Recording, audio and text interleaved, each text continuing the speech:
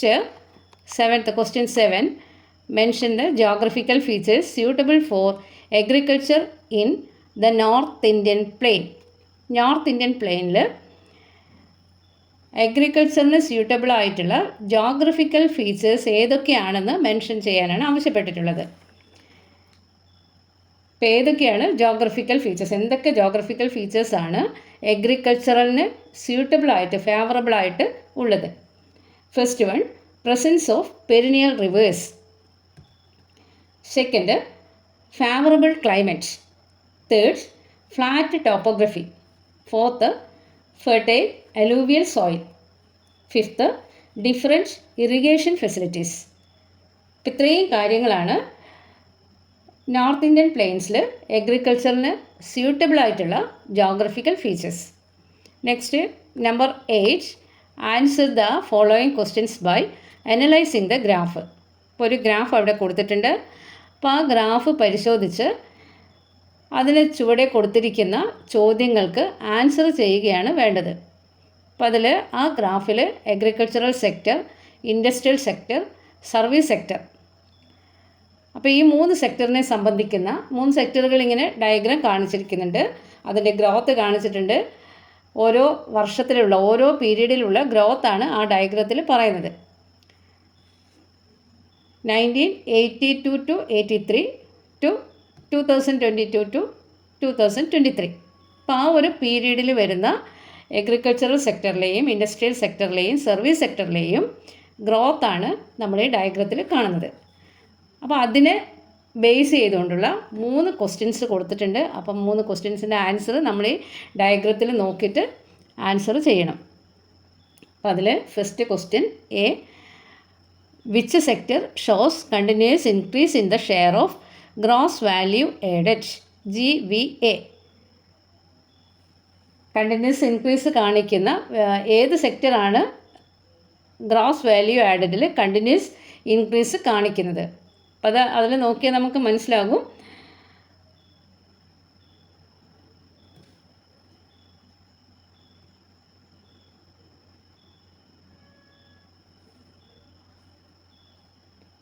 Continuous increase കാണിക്കുന്നത് ഏതാണ്? First one, service sector.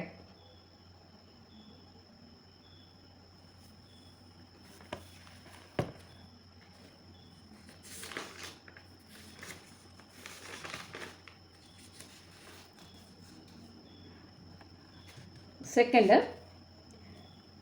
which year has contributed the largest share of GVA in service sector? ഏത് വർഷമാണ് service സെക്ടറിൽ GVA largest share of GVA contribute ചെയ്തിട്ടുള്ളത്? ഏത് വർഷമാണ്? അപ്പോൾ അതിൻ്റെ answer 2022 to 2023. C, what was the GVA share of industrial sector during the period 2002 to 2003. ഇപ്പോൾ ഈ പീരീഡിൽ 2002 to 2003 പീരീഡിൽ ഇൻഡസ്ട്രിയൽ സെക്ടറിൻ്റെ GVA ഷെയർ എത്രയാണ്? വാട്ട് വാസ് എന്താണെന്നാണ് പറയേണ്ടത്. It is 25%. അത് ആ ഡയഗ്രാം നോക്കുമ്പോൾ നിങ്ങൾക്ക് മനസ്സിലാകും. അപ്പോൾ next question, mention the factors that helped the spread of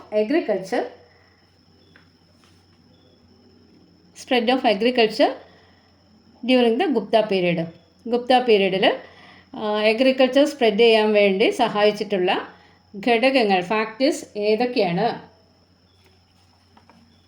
അപ്പോൾ എന്തൊക്കെയാണ് അഗ്രികൾച്ചർ സ്പ്രെഡ് ചെയ്യാൻ വേണ്ടിയിട്ട് ഗുപ്ത പീരീഡിൽ സഹായിച്ച ഫാക്ടേഴ്സ് ഏതൊക്കെ?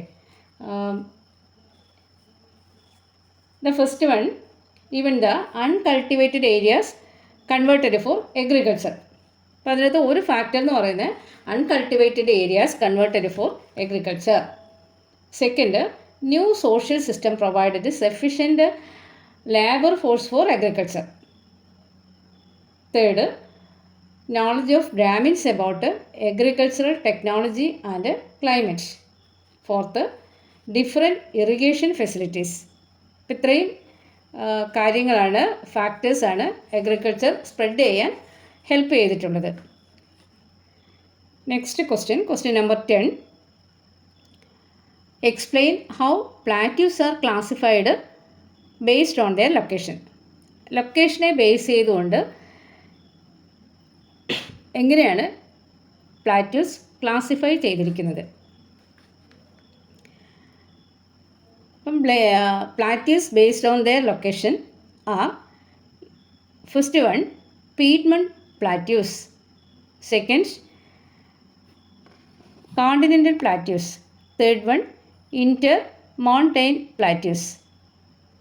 Then question number 11, mention the favorable conditions existing in India for nourishing the knowledge based sector.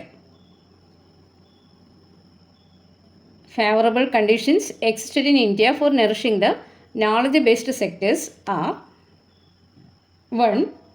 Improved scientific and technological growth. 2. Mass of people who can handle foreign languages with ease. 3. Extensive government, cooperative, private sectors. 4. The ever-evolving markets which grew day by day.